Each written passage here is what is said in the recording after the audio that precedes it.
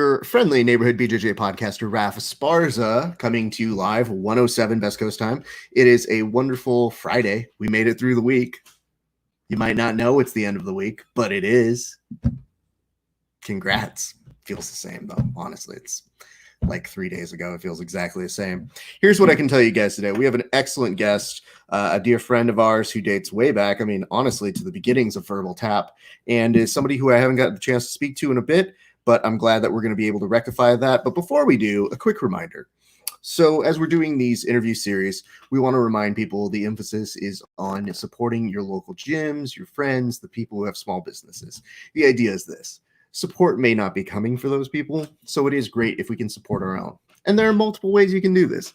I'm not saying you have to go out and buy everything in the world, but it really does help if you do. You'd be surprised how many of these guys make money off of their merch, off of their instructional videos, and a lot of the times they are the same professors and instructors who give you plenty of time in the gyms.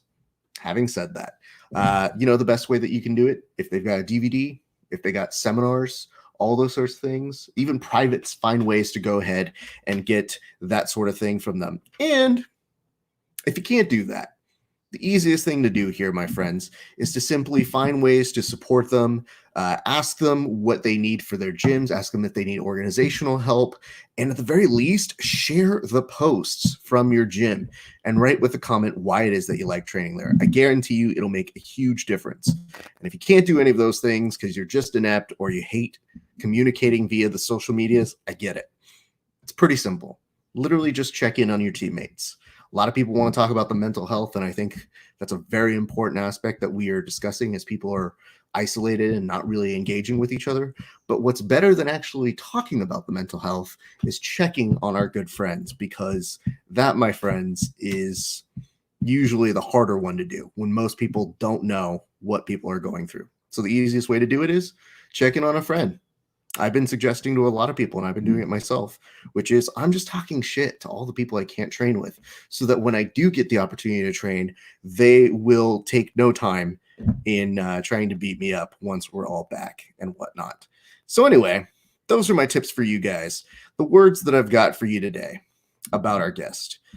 He reached out to us a long time ago, and we brought him on Verbal Tap. He was a dear friend. He was on our Around the Mat series at one point, which is very similar to if you're seeing what we're doing with the live watch, which the beers on Submission Underground and all those sorts of things. It's very similar to that.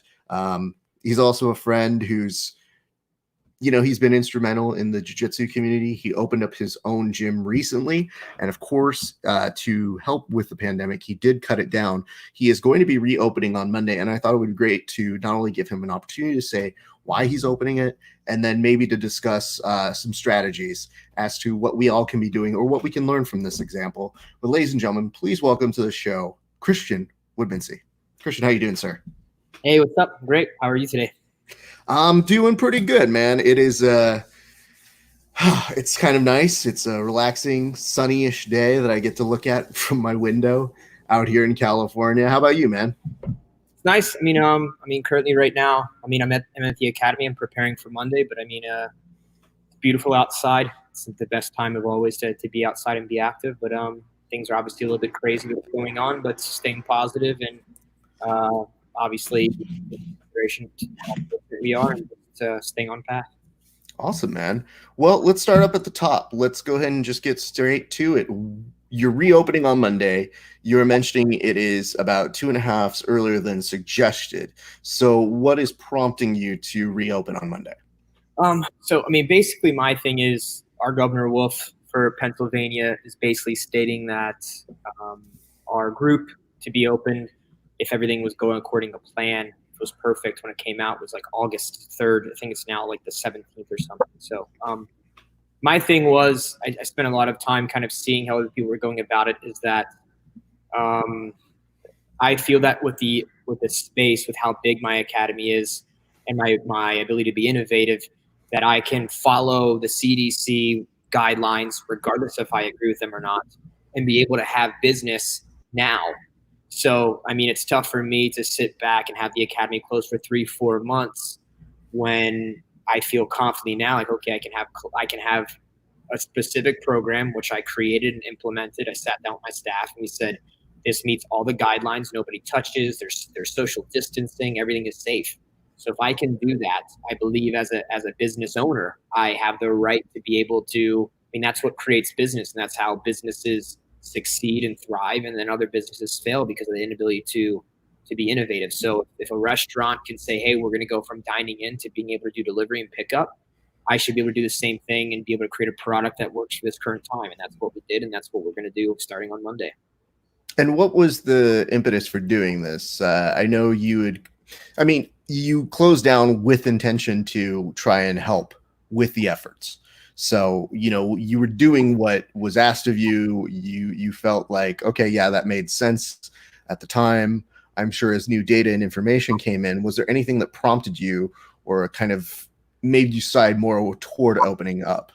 Honestly, actually, in terms of PA, I shut down and closed the doors before there was even a mandate that stated we should. I started to catch wind of things, and I really wanted to do what I'm doing now, which is to try and emulate a leadership quality and saying like, hey, this is what we should be doing, So I'm in a building that's 187,000 square feet. There's a lot of tenants here, and I was the first to close. I was the first academy to do it in Philadelphia. Not that that matters, but I was just trying to say like, hey, if we can make a difference, we should. Mm-hmm. It's tough for me because I'm not really book smart and everything going on. There's a lot of data and other stuff. And I just like my opinion, I just completely removed from the situation, so I would have liked to open up sooner. But as of right now, I've said it before in like a lot of my posts, my academy Logic hasn't received any type of financial relief. We haven't received any loans, anything that we applied for, nothing happened. So the academy is very big. It's successful, and I can't complain at all, but it costs a lot to run, and I still have a life. I've got a daughter, I've got a wife, and I have staff that also need to live. So, for me, like I said, I've got no problem being closed for 6 months if the government says this is the best thing to do. But it's really hard for me to sit back and say, okay, hey, I'll close, but like, can you help me out? Like, is rent going to be free for me to live? No, you got to pay all your bills. Oh, okay, that's no problem. But like, Bob down the street is still running his business, and he's able to provide for his family, and I can't, and you're not able to help me. So I'm just like, I've always been the type of person that, if you're going to tell me what to do, I'll follow. But if you tell me what to do and you don't give me the tools to follow, I'll lead myself. So, that's basically what's taking place. I understand. And I think that part of the motivation for me to do this is that whereas other businesses can kind of operate remotely, we're not really that kind of a business. And there are a lot of other sports that I foresee getting pushed ahead of us because people know what they are. They know what it is, and so it makes sense. Oh yeah, let's bring baseball back. You see all the owners get together and they decide that they're going to open that back up. And they're all able to social distance when they're on the field anyway. So, okay, cool. I guess on paper that looks better. For jiu-jitsu, combat sports, there is a proximity of always being close to the person that we are at battle with. So on top of not being able to do remote work, even trying to find ways to implement it back in, there's always going to be a risk factor. Do you mind if I ask what some of the steps that you're looking for? Obviously the space and the fact that you can air it out, that does bode well from a lot of the research that I have read. But what precautions have you talked about with your staff on taking? Yeah, so basically, I definitely don't believe jiu-jitsu is an essential business. So don't get me wrong. I'm not trying to be jiu-jitsu, business is essential for my family to survive, but the business is not an essential business. That's something that I've got to deal with as a father, provider, et cetera, et cetera. But for me, I was just like, okay, I'm already technically not breaking a law because the mandate's not a law, but I'm breaking some type of rule. So I'm not doing any jiu-jitsu. We don't have any jiu-jitsu classes. We don't have any Muay Thai classes. There's nothing literally that we're going to be doing starting on Monday that says, hey, come in, pay for a service, and we're literally saying this mandate is stupid. It's not the case. So I'm basically starting Monday, and we build a temporary schedule of only running basically strength and conditioning classes. And I literally have I've got close to 5,000 square feet of mats. So we're literally we already have, but we're literally designated specific individual sections on the mats that will allow people to come in, be nobody, be able to get a good workout in safely, healthily, and be able to and be able to mentally be able to do what they need to do in here, So whether that's something they could do at home, sure. And we're also going to Zoom the classes for people that for whatever reason can't come to the class. And I mean, that's basically it. But like I said, I mean, my purpose right now in opening is not to say I don't believe in this, I'm just going to do jiu-jitsu. It's to say, hey, I can have a business that thrives right now, that you're lumping me into, that you're blanking me into, that I actually am not. You know, like I said, if I owned a movie theater, I think this is something Dan Lucart said from Brea Jiu-Jitsu. If I own a movie theater, I deserve the right as a movie theater owner to say, okay, I'm going to sell only 5 seats and spread them out. But you can't close me down because I'm a movie theater. You know, like I should be able to use my innovative mentality for business, you know? So we're implementing obviously a protocol of how to come in, how to go out. It's limited how many people can take the class. So like it literally meets any, and in fact, I feel confident, and actually the news will be here to show it, that I'm doing it better and more efficiently than if you go to Whole Foods or Acme and it's not taking place there. And that's an essential business that has never closed. So in actuality, people that are able to be innovative and do this should be used as an example of how the other businesses should be doing it, because they're doing a horrible job, you know? And like my thing is, like I said, is I'm not trying to prove people wrong. I'm just trying to say, hey, like we can do it. And if you don't want to participate, don't. I'm not forcing any of my students, but all of them are being supportive. So I can't really say much about it. You know, we're doing it in terms of the correct way. So like I'm probably going to get in trouble, but you can't come in here and you're not going to see it. 150 people treading with their gis on, touching each other. You're going to say, man, they're following the guidelines better than anybody else we've ever seen. So that seems fair. And it is difficult to explain that to people, which is there is a little bit of mixed messaging, and it is difficult to truly understand not just the science of it, but how we're supposed to engage in literally anywhere. So that is the conversation. Those are the memes that we see, which are, hey, you know, I didn't know Home Depot has it figured out. Oh, man. And to me, I'm kind of like, listen, guys, I understand better than I think a number of people in terms of how to make a meme work. But in terms of a campaign, it's kind of the thing where I said, all right, listen, the people who I can reach out and talk to are going to be people who I feel are conflicted, have a business, do want to do the right thing, but at the same point understand they want to have a business once this is done. Correct. And so to me, I'm like, I can maybe reach to these people and at the very least create the discussions or implementations of strategies that I think other people may not think of. Because honestly, when you said you were going to reopen, I didn't know that the case was going to be that it was going to be strength and conditioning.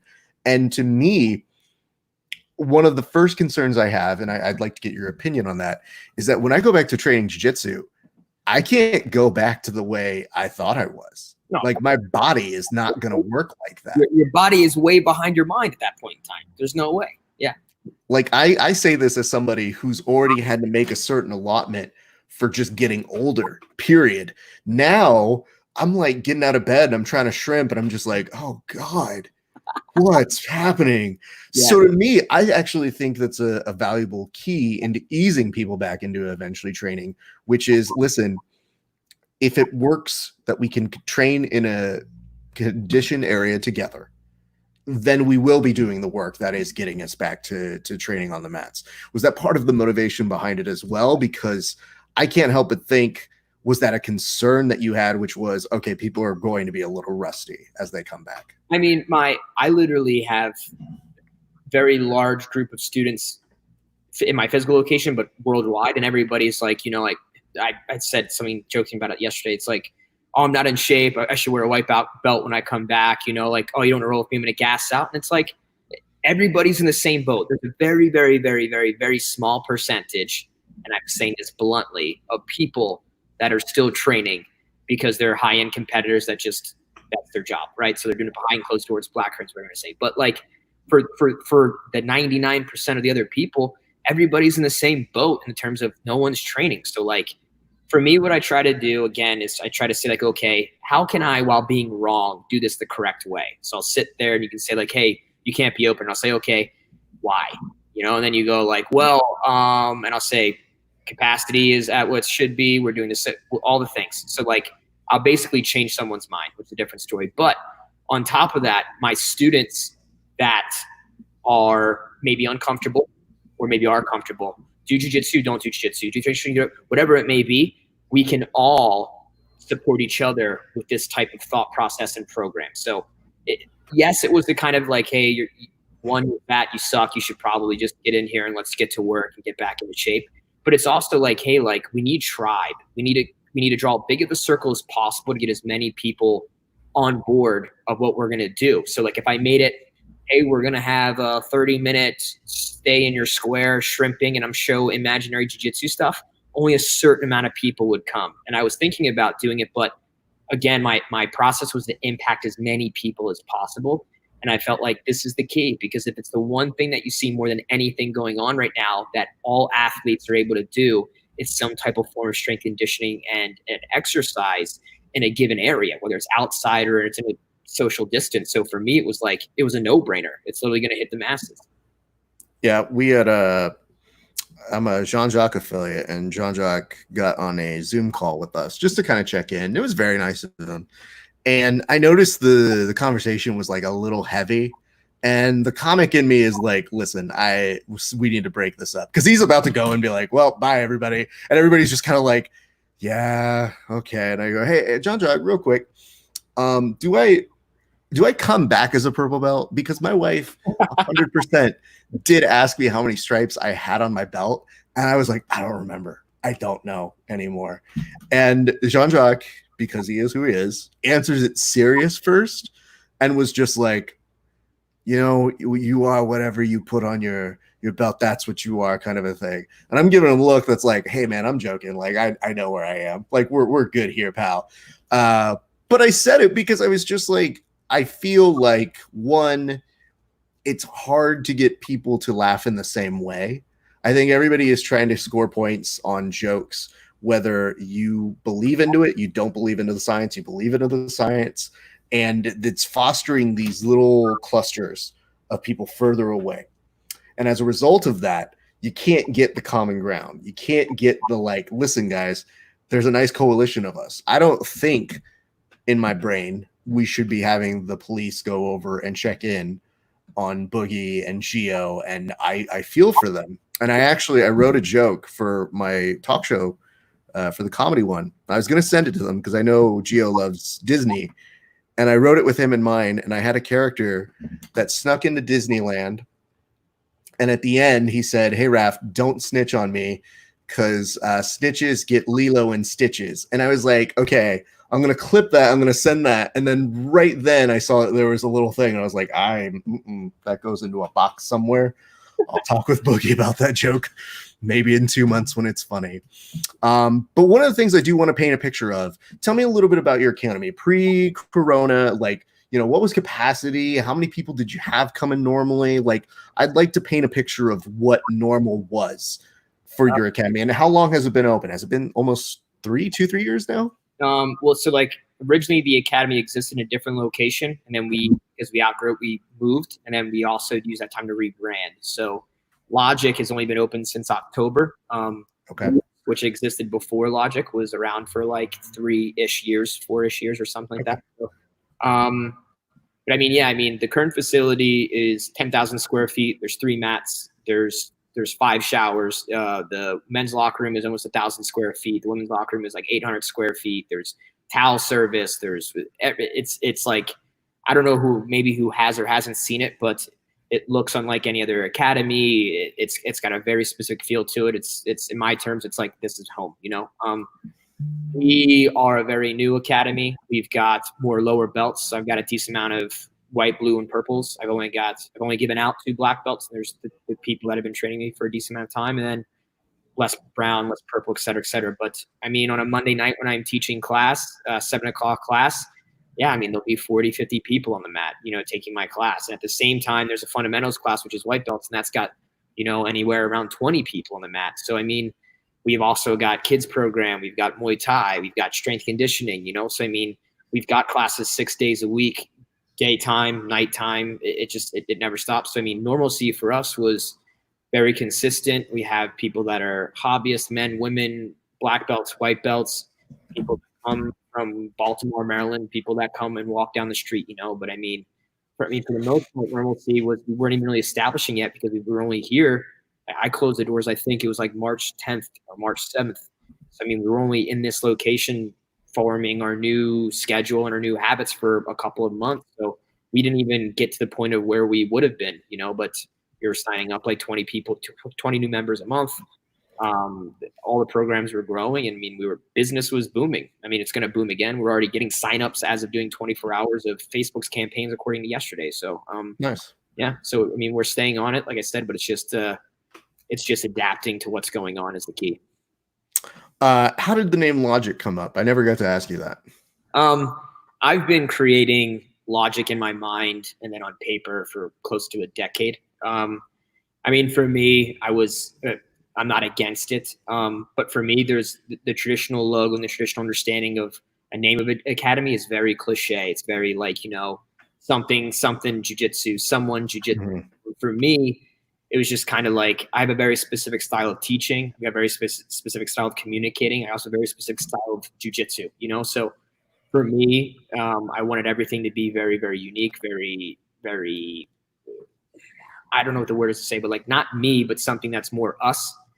And, I understand jiu-jitsu, and the way I deliver it is very simple, even if it's very complicated in terms of how I deliver the information, how people understand it's very simple. So for me, it was just logical. So we just did logic, and for me, it was just something that was powerful. It was something that's simple and to the point, and I didn't want to overdo it. And I didn't want to put a triangle or have someone choking someone with a shark and a lion or something. And I just said, keep my name off it, keep everybody's name off it, and let's just make something that was ours. And Logic was born.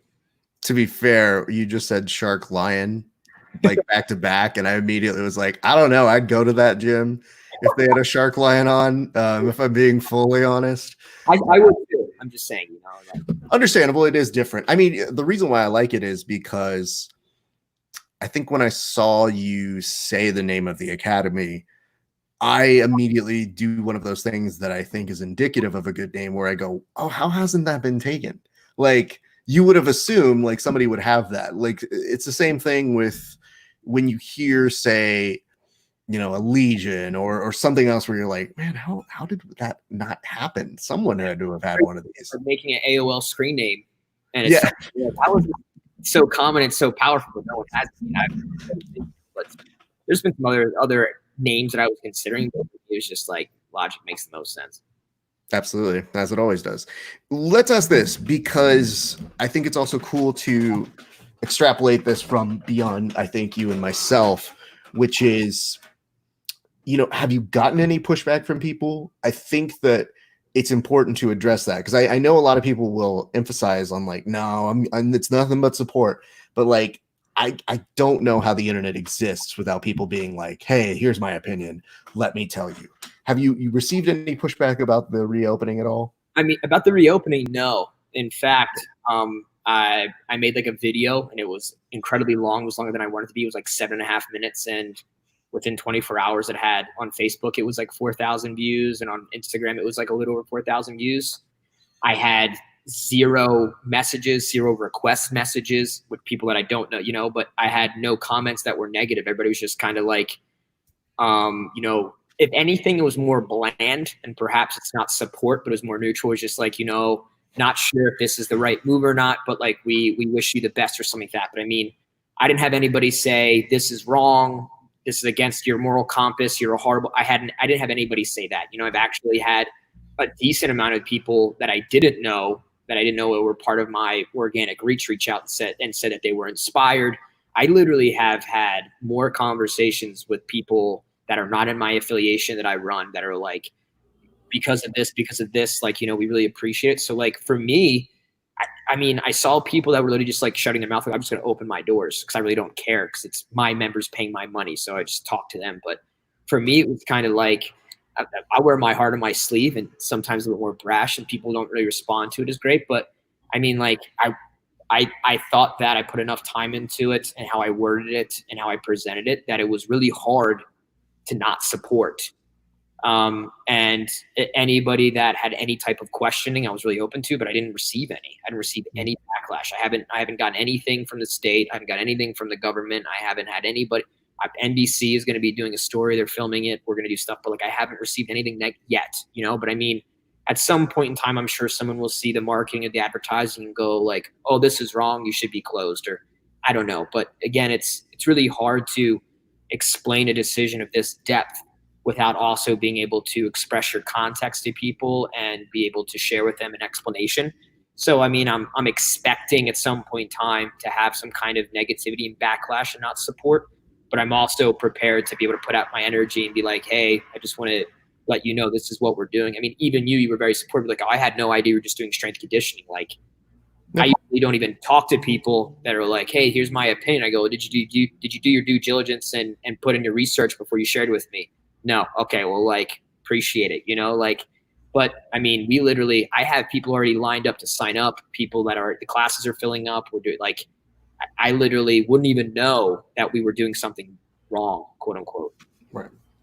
Yeah. I mean, part of the blanket statement I've got going on right now is just so many gyms are contemplating so many different things, and we're trying to reach out to as many people who are open to talking about it in a civil way. That important to me is I'm like, I am not going to pull on people who are going to try and debate the politics or the science behind it.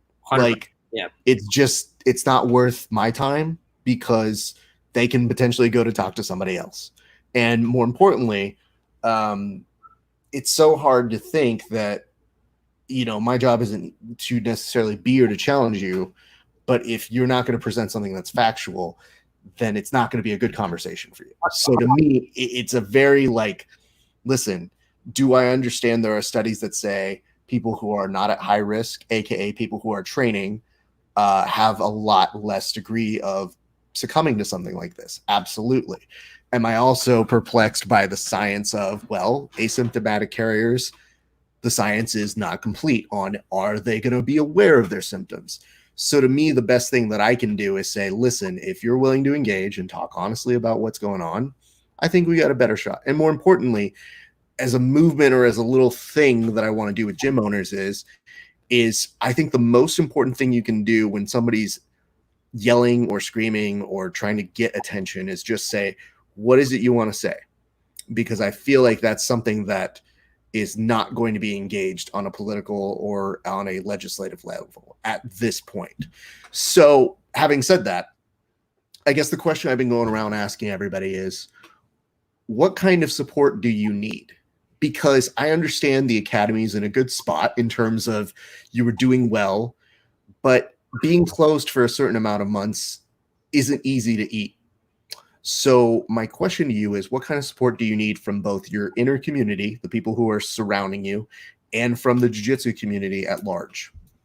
I would say using this platform especially to say what I need, I think, because in terms of the academy, money, all other stuff, those are just wants in my terms of my definition. What I need in terms of, because I'm part of this community and I love this community so much, is I need for people to definitely, whether it's me or someone else, Tanner, whoever it may be, to see examples and say, hey, we need you to grow intellectually and intelligently, to understand things from a different perspective, because there's just so many people that just don't even know how to have conversation while they're still having the conversation anyway.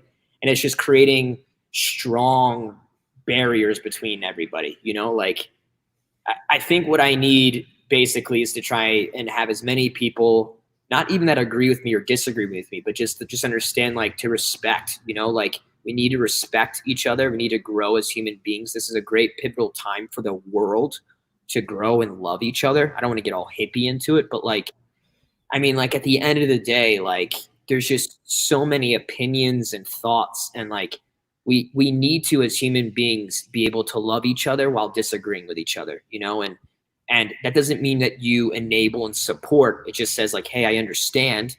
Whether I agree or disagree is a different story, but it doesn't change how I feel or what I try to force on you. I'm just tired of seeing people tired of seeing people run down Tanner's throat about you're gonna kill people, man. And it's oh, okay, and then literally doing whatever they can to force their thoughts and their impact on him when he's just doing what he believes is best for him and his family. So I need people to say hey, Tanner, I really disagree with what you're doing, and I wanted to share my opinion with you, but I love you and I support you, and you should do whatever you believe is best. That's why we're here having this conversation. Because if you can't do that, I mean, technically, not to be a dick, I mean, I hope the virus wipes out all of us, because we don't even deserve to be alive if we're not going to live and love each other. It's ruthless out here. Like, I can't even go down the street in Philadelphia and I see someone with a mask trying to stab and shoot someone that's not wearing a mask because they're not wearing a mask. There's always like, it's insane to see how much people will literally eat each other just because of their opinion about something. Like, it's like, man, like, the opinion's not going to stop what's going on. It may inside make you feel like it's going to help, you know, because we want to be heard or something. But like, man, just love each other. Just like I said, you don't have to enable or be like, you know, like, hey, like, I disagree with this, or so I'm going to go do it. But like, you got to be more supportive of people and the understanding of letting them do what is best. I mean, because it's going to happen anyway, and we can either go together or we can go separately. But I mean, I thought the purpose of life was doing it together, you know? Kristian, I have to ask, I mean, you speak very passionately about that. You seem to have a very comprehensive view of how you're interpreting what is going on right now. When you said that you wear your heart on your sleeve, did you have to go through any, I don't know if I should post this sort of a thing, when you were finally starting to like put together what you were making as your argument to reopen? I mean, like, I've again, because like I said, my opinion's my own and I only share it when people ask for it. But like, I mean, I put myself out there, and I feel like that's my ability to say like, hey, if you're on board, you're on board. You're not, you know. And I feel like I've been doing that for a long time, and that's why I have the kind of presence or following, whatever I do have, whatever that may be. But like I said, I mean, like, at the end of the day, I'm not here, like, making money and all this other stuff is cool. Like, you know, it's great to have a nice car. It's great to be able to take my family places and experience things. But like, I mean, like, I'm literally, regardless of what's going on, I'm going to live and I'm going to die. I've gotten sick. I'm going to get sick, you know? And like, I'm not trying to be here and be a shitty person while I'm here. I'm not trying to enable and help other people be shitty. Like, I literally have no requirement to come into my academy. I don't care how much money you make. I don't care what gender you are. I don't care what race you are. I don't care what you believe in. If you are a bad human being, you are not welcome, because I don't enable or support that.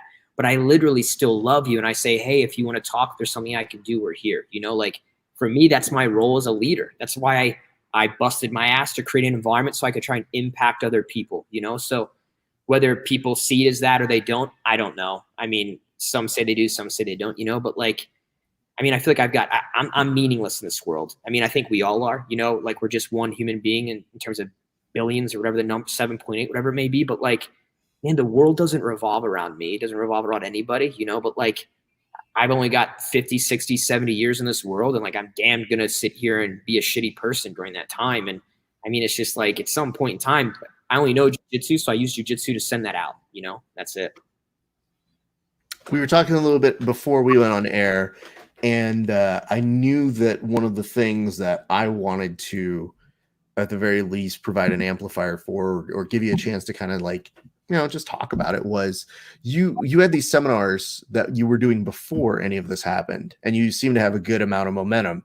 Obviously, a virus like this is going to halt that momentum, but as things start to open back up, you were saying, hey, pitch at me if you guys want me to come do a seminar. What does that entail? Do you mind kind of summarizing that for people who may not have heard it? Yeah, I mean, of course. I mean, basically, my thought process was that there's a lot of people. I mean, it's always been the way that I've run seminars, but I was just trying to market it differently. But everybody's hurting right now somehow, some way, you know? So some academies are hurting in the sense of being able to give quality service to their members because they just don't have a place to do it. They don't have an online membership website, wherever it may be. Some people are hurting financially. Some people are hurting not being able to have tribe and conversation, whatever it may be. But my thought process was like, hey, like, I don't really care about the money.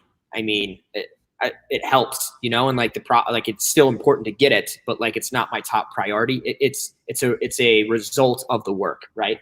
And for me, it was just like, hey, I don't know what it is. I usually make a lot of money off seminars, usually charge a lot of money, but it's not about that right now. It's about how can we kind of do things together? Like, and my process was like, I'll pay for my own way to get there. I'll literally make whatever is made and I'll give you a percentage, and it's a win-win for everybody, you know, like, because a lot of people right now, especially academy owners, in terms of it, more than ever, are really scared to make decisions that are impacting their business. Open, not open. Should I have a seminar? Should I invest in this? Because things are so desperate right now that there's not a lot to invest in. There's not a lot to invest with, So for me, I had, like I said, before the pandemic, I was teaching almost one seminar a week, and I would do tours where I would teach even more. But I made that post, and I think within a 48-hour period, I potentially booked like 15 to 16 seminars, but locked in about 12. And I'm using that information. Like I said, again, I'm going out there and I'm like, hey, what are your goals? How many people are going to show up? Okay, cool. This is how much money my travel costs. I just want to make that back. And if I can make this much more, I'll give you this, and to be really blunt with you, I don't even get out of bed and get away from my family if it's not for something that makes absolute sense, Yeah. I don't know if that can you still hear me or no? Yeah, I can still hear. So for me, it was okay, how can I help the community?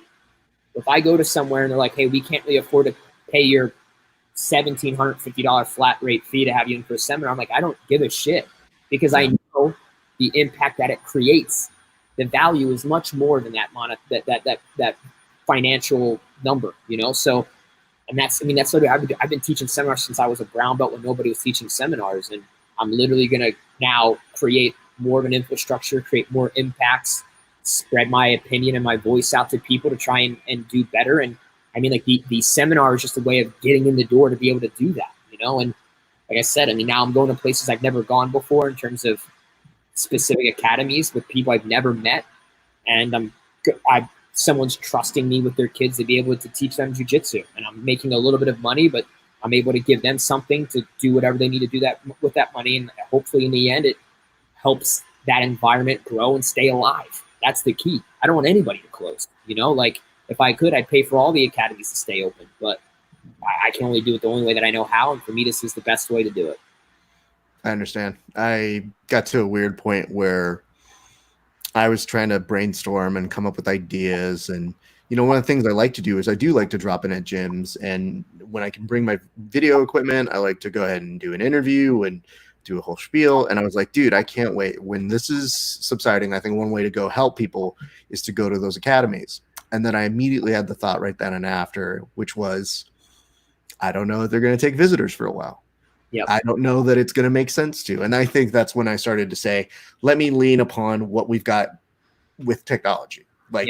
If I can reach out to them, maybe it accomplishes the same. It just doesn't have the brotherhood of, hey, I've come to your academy in good faith to train with you and your guys, which is usually a nice symbolic gesture of, before I interview you, you have the opportunity to beat the shit out of me. And you'd be amazed how much better the interviews are when people get that opportunity. But I said, if that's going to take a while, I think it's important to discuss those strategies. And one of the reasons why I wanted to really, really talk about your seminars is because I think those are the symbolic things that we have to lean on for businesses that are going to struggle. Opening is just step one. Surviving is going to be steps 2 through 90. And I feel like the impact of not being open, and even if they do get some sort of rent forgiveness, it's still going to catch up with them. That means that they may also have to have some landlords who say, all right, now after 1 month of opening, you got to give me 3 months back rent. And so it's like, where the hell is that money going to come from? So it's like paying a credit card with a credit card. At some point in time, it's, unless you can also substantially grow to pay a larger payment, it's going to catch up to you. And now you got interest in it. Yeah, I agree 100%, and unfortunately, which does suck because I can't have this conversation with everybody, because not everybody can have that conversation with me. If they don't know me, I don't know them, whatever it may be. But if a business in terms of the structure hasn't been greatly impacted and changed during this time moving forward, more than likely, if that academy is not closed, it's going to close shortly after.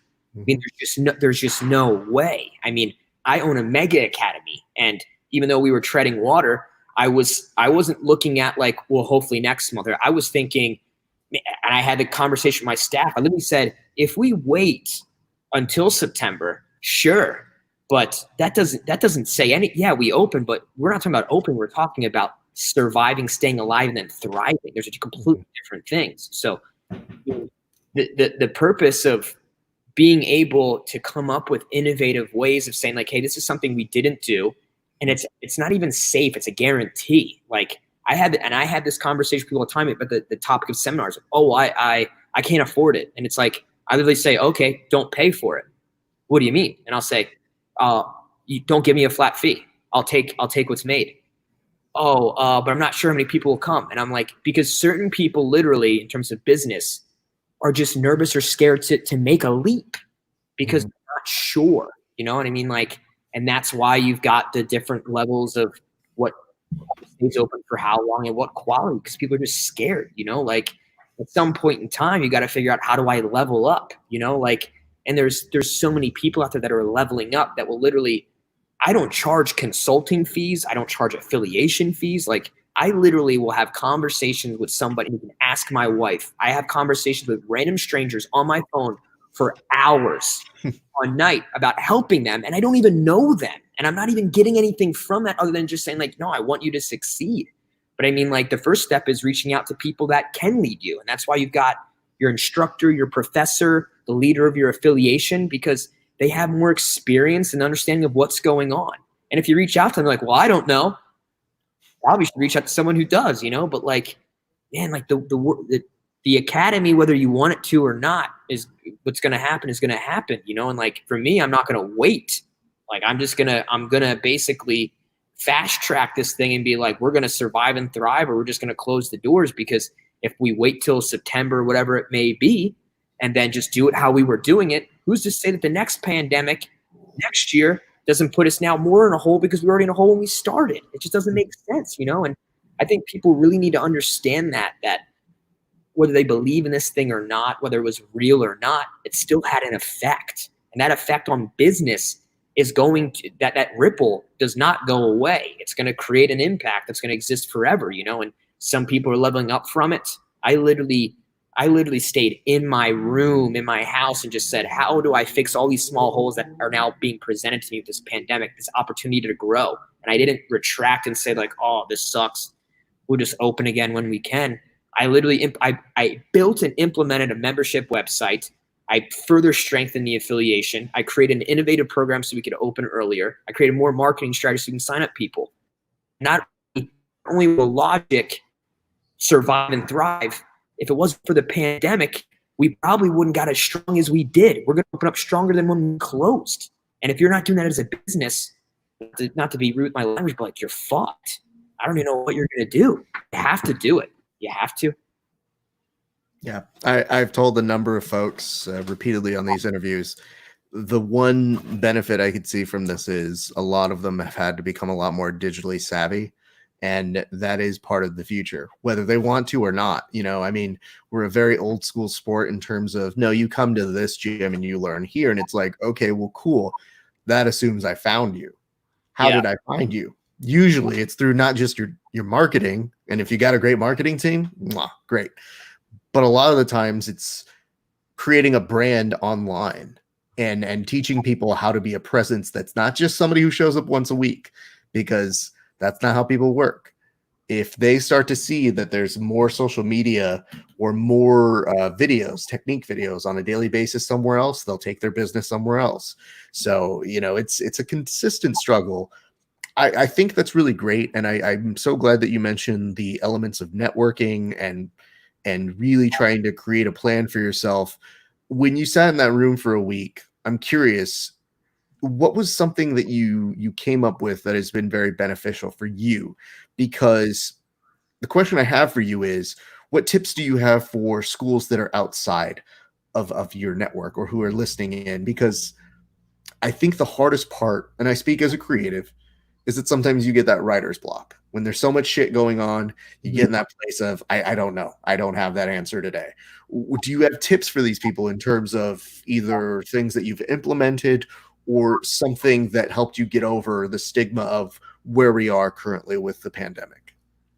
For me, and I took this inspiration from hearing something specifically from Gary Vee, but like in terms of a human being, in terms of my relationships, my wife, the academy, my training, how I teach, whatever, I try to stay within this realm of understanding that there's a difference between width and there's a difference between depth, you know?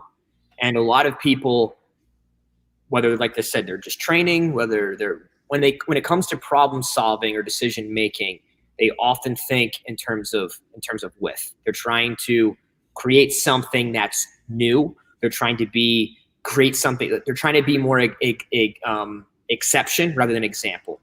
And for me, I do spend time in that realm in terms of creativity, you know, but it's a specific amount of time. I would say 20, you know, but my 80% is spent in depth, which is continuing to dig this tunnel of what I already have and making sure that it has increased quality. And an example of that would be like one that Gary Vee gives, you know, is that like, and I personally do, is that if you reach out to me on Instagram, Facebook, fucking by pigeon or by mail, whatever it may be, I literally will respond to everybody because it's something that I can do that's easy, but it increases my quality and my depth. It's not something that I have to do, right? But I spend a lot of time doing that. And that's why I have the ability to teach as many seminars as I do, have the affiliation that I do, because they come from those specific in-depth conversations. If I didn't do those and I spent time thinking like, how am I going to make $1 million next year, creating a new idea or a new business that doesn't exist, it's going to be a long road. So again, as this example, we already had strength and conditioning, right? I didn't want to make a new program that didn't exist, something that was the first of its kind. I took something that we already had that I knew had quality and I made it better and stronger and I adapted it to what was going on.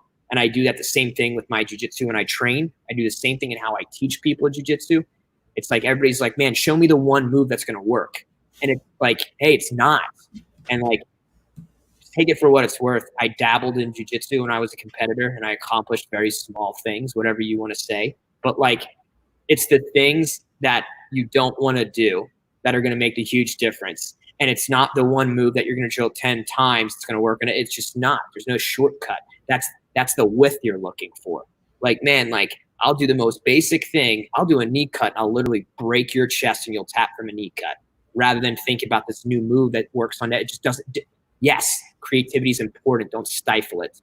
But if you live in mostly that area, that's the results you're going to get. And it's going to be really, really hard to grow there. You know, so when I sat down, when I was digesting all of this, like I do with everything, I literally drew this diagram. And I said, what's going on? Where's the depth? Where's the width? I literally saw it. It was a mathematical equation. I literally just took it and I just buried it open. That was it. Just went as deep as I could. And I mean, to be honest with you, it's literally the infrastructure of my life. It's literally the only advice that I can give people in terms of like, I know that works because it's the only thing that I've done. Well, that's very cool, man.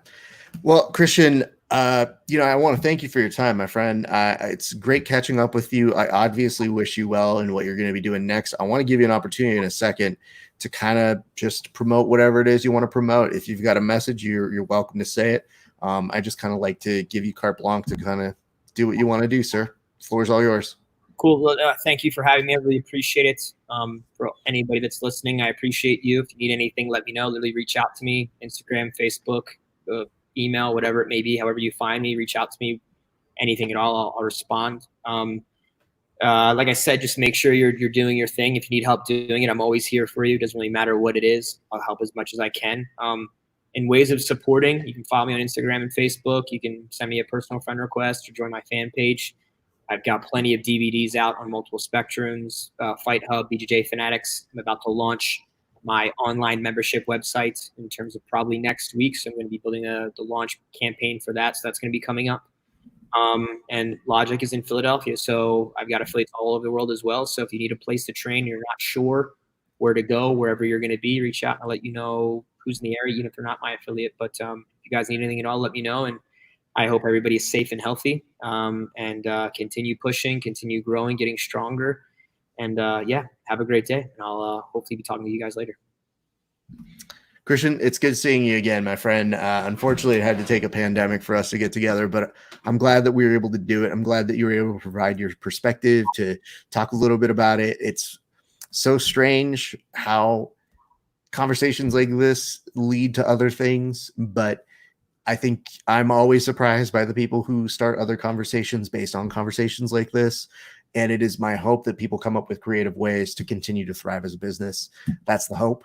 and that we continue to see each other, as growing, thriving businesses.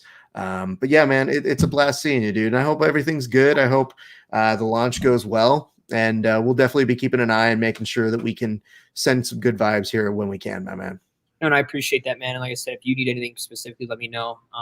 Always had a blast with you. I really appreciate you as a human being. It's literally, I think because we did it before we went live, but like literally just being able to talk to you, literally being able to hear you share your point of view, and you be able to ask the type of questions that you do that allows me to think the way that I can to be able to grow as a person. Like it's probably one of the most valuable things that I think exists in this world. So I really appreciate you a lot. And thank you for everything. All right, go away. That's too nice. All right. I'll talk to you after this, and I'm going to close up here. Hey, jerks. It's too much niceness. Here's what I got to say to you guys. Thank you again for watching today. If you missed us at the beginning, do me a solid. Remember the following easiest thing that you can do. Take out one of these, a little pen and paper, write down 3 names, 3 businesses, person, places, things that you can support. If they are small businesses, all the better. Find out ways you can support them financially. If that means buying a DVD, buying a membership. I'm about to start a whole online membership sort of program going on with Kristian. That'd be great. I've trained with him before. It's quite good. I can tell you, you could support like that. If you don't have the means to do that right now, totally get it. Volunteer your time to your gyms, find out ways that you can help organize things. Lord knows they're going to have to clean the shit out of everything in the forthcoming days. If they weren't before, which was an issue, and we should admit that, but let's make sure everybody's cleaner than they say they are. And then if you can't do all of those things, I implore upon you guys to check in on your teammates, send them a note, talk some shit, say that they're doing something nice, whatever it is, engaging. And as Kristian said, being able to just have a conversation is usually worth the time, especially if people are messaging you. I promise you. Nick Wallace, you said, dang it, I missed it. Well, the good news for you is the internet doesn't erase it. This is going to live on. You can also share it. And as soon as it's done here, you can go back all the way to the beginning. If you missed it on here, you can follow us at Grappling Hour on YouTube, Facebook, Twitch. I don't understand the video games, but hey, the kids love that one. And on Periscope is where we stream live. Also, you can follow us on Instagram to keep up with who else we're going to do these sort of things with. And guess what, kids? Tomorrow, I return back on live, do another Let's Watch for the UFC Fight Night. It's a lot of TV this week, but guess what? What else we got going on? Grab a beer. Join us tomorrow. We'll see you at about 3 p.m.-ish. I might change my mind. Depends on how drunk I get. My thanks to Kristian. My thanks to all of you for watching. It's been a great day for grappling. We'll see you back on the mats eventually.